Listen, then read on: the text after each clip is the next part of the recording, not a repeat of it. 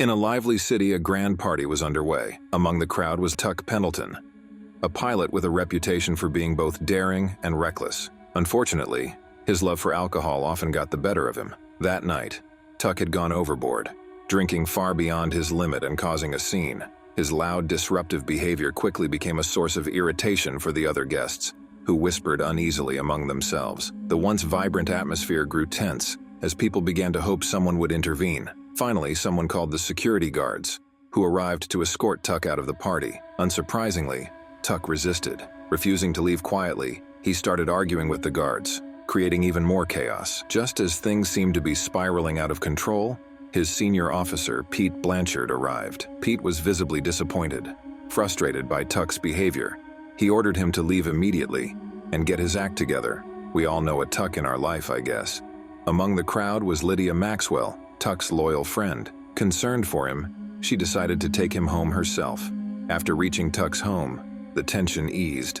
The two friends sat down to talk, and Tuck began sharing his latest experiment. He excitedly explained how he was working on a project to generate electricity using rabbits. Lydia was taken aback. She had never heard of such a unique idea and couldn't help but admire his creativity, even if Tuck's personal life was a mess. Meanwhile, Jack Putter, a mild-mannered supermarket employee, was sitting nervously in a doctor's office. For weeks, he had been plagued by strange, vivid dreams. One recurring nightmare involved a furious woman at his supermarket who shot at him over a billing mistake. Jack explained his dreams to the doctor, who ran some tests, including a brain scan. To Jack's relief, the doctor found nothing physically wrong. He reassured Jack, prescribed some medicine, and asked him to come back for a follow-up.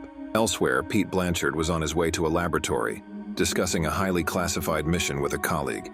During their conversation, Pete's companion revealed that Tuck had been chosen for the mission. While Pete couldn't deny Tuck's skill, he had serious doubts about his reliability. Still, orders were orders. Inside the lab, a brilliant scientist named Ozzie Wexler was preparing for an extraordinary experiment. Tuck soon arrived, and Ozzie carefully explained the controls of a futuristic machine designed for a groundbreaking test. Tuck, intrigued and ready for action, climbed into the machine.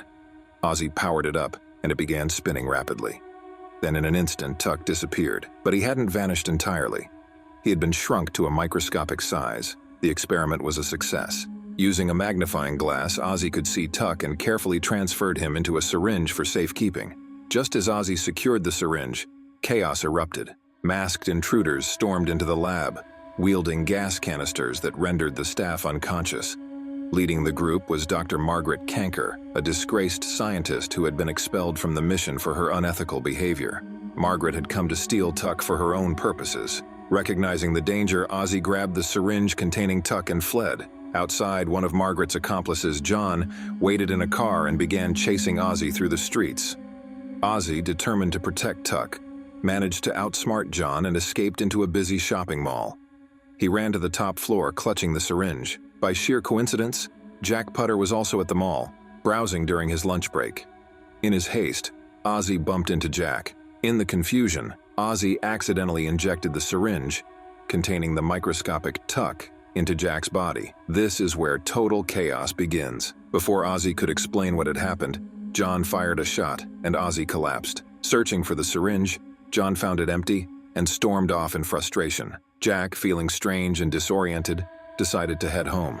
He dismissed the odd sensation in his body, thinking it was just stress. Remembering he had work later, he forced himself to go to the supermarket. While working, Jack's day took a bizarre turn. He noticed a woman shopping. She was the exact same woman from his recurring dream. As the events played out exactly as they had in his nightmare, Jack panicked. Overwhelmed, he asked his boss for the rest of the day off and hurried home. Once home, Jack tried to calm down, but something still felt off. Suddenly, he heard a voice calling his name. It seemed to come from inside him, but there was no one else in the room. The voice startled Jack, who began to panic, stumbling around and accidentally breaking objects in his apartment. Tuck, who was now inside Jack's body, was trying desperately to communicate. After some trial and error, Tuck managed to reach Jack's ear and speak more clearly. Jack was terrified, convinced he was losing his mind. The idea of a voice inside him was too much to handle. Tuck, sensing Jack's fear, tried to calm him down. He introduced himself and explained the bizarre circumstances that had led to him being injected into Jack's body. At first, Jack didn't believe him, but as Tuck provided more details and proof, the shocking truth began to sink in. Though still shaken, Jack realized he had no choice but to accept the situation. Tuck assured him that they would find a way to reverse the process and get him out of Jack's body. Jack sat nervously in his house, trying to process everything that had happened so far. Suddenly, someone knocked on his door. Jack cautiously opened it and was greeted by a stranger who forced his way inside. The man, sent by Margaret, tried to attack Jack and interrogated him about Tuck. Jack, terrified but determined, refused to say anything. Inside Jack's body, Tuck urged him to run. Realizing there was another man, John, blocking the front door, Jack made a quick escape through the back door. Jack didn't stop until he reached the laboratory where he was met with shocking news.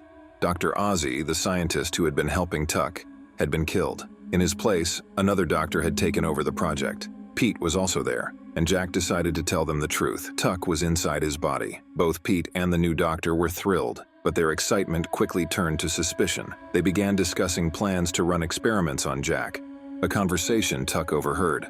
Alarmed, Tuck warned Jack to get out of there. Without hesitation, Jack took Tuck's car and fled, leaving Pete and the others behind. Jack arrived at Tuck's home, relieved to have found a safe space. As he looked around, he noticed a photograph of a woman, Lydia.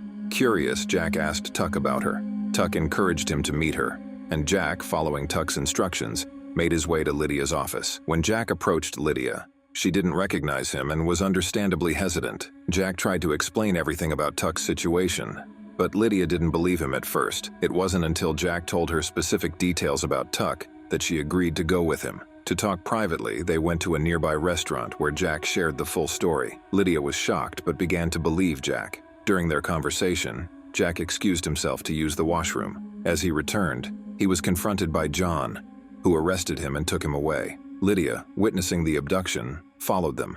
Jack was taken to a mysterious location where a businessman named Scrimshaw awaited him. Scrimshaw, it turned out, was the one orchestrating the efforts to capture Tuck. When Jack regained consciousness, he found himself locked in the back of a speeding truck. Tuck, still inside Jack, guided him to open the container door and jump out. Jack hesitated, seeing how fast the truck was moving.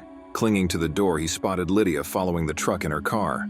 Mustering his courage, Jack leaped into Lydia's car and escaped. As they drove away, Jack told Lydia about Scrimshaw and mentioned that he had overheard a conversation about someone named Cowboy. Lydia contacted a friend, who told her Cowboy would be at a nightclub that night. Determined to uncover more, Lydia and Jack went to the club. Lydia skillfully distracted Cowboy while Jack ended up in conversation with a woman named Wendy. Before he knew it, Lydia had disappeared. Realizing Cowboy had taken her to his hotel, Jack followed them and managed to rescue Lydia. They rendered Cowboy unconscious and hid him in the bathroom. Tuck then instructed Jack to use a special device to disguise himself as Cowboy. Miraculously, Jack now looked identical to Cowboy. The next day, still in disguise, Jack and Lydia went to meet Scrimshaw. Margaret was also there, but no one suspected Jack's true identity. Just as Jack was about to obtain the critical chip needed to restore Tuck to his normal size, the device malfunctioned, and Jack returned to his original appearance. Their cover blown, Jack and Lydia were captured and locked in a dark room. While locked up, Jack and Lydia came up with a plan. They kissed, allowing Tuck to transfer from Jack's body to Lydia's through their mouths. The transfer went unnoticed by Scrimshaw and his men, who were focused on preparing their next move. They planned to inject another person, John, with a suit similar to Tuck's to carry out their sinister plans. John underwent the miniaturization experiment and was injected into Jack's body through a syringe. While the chaos unfolded, Lydia managed to free herself and grab a gun. She overpowered the guards, forcing Scrimshaw and his team to enter the miniaturization machine themselves. Jack then activated the machine, shrinking Scrimshaw and his men to a microscopic size. With their enemies neutralized, Jack and Lydia escaped. As they fled, Lydia suddenly heard Tuck's voice from inside her. Realizing he was now in her body, she kissed Jack again to transfer Tuck back into him. Once back inside Jack, Tuck found himself face to face with John. The two engaged in a tense battle inside Jack's body, which caused Jack to feel sick. The fight escalated when John's suit was damaged, sending him tumbling into Jack's stomach acid, where he and his machine were destroyed. Meanwhile, Jack, feeling an intense urge to sneeze, let out a powerful blast. Tuck was expelled from Jack's body and landed on the face of a nearby man. Using a magnifying glass, the doctors retrieved Tuck and carefully placed him back into the miniaturization machine. With the stolen chip in hand, they successfully restored Tuck to his original size. Emerging from the machine unharmed, Tuck was greeted with cheers. Lydia embraced him, overjoyed to see him safe. Jack, relieved to finally be free of his unusual passenger, shared in the celebration. The story ended with a joyous wedding ceremony. Tuck and Lydia tied the knot in a beautiful event, with Jack in attendance. Jack congratulated the happy couple, and Lydia gave him a friendly kiss on the cheek. As laughter and music filled the air, the three of them reflected on their incredible adventure, ready to move forward into the next chapter of their lives. And you, my friend, can move to the next interesting movie recap by clicking on the recommendations on the right. Subscribe and drop a like to return for future recaps. I drop every other day. Grab your popcorn, enjoy yourself, and see you soon, my friend.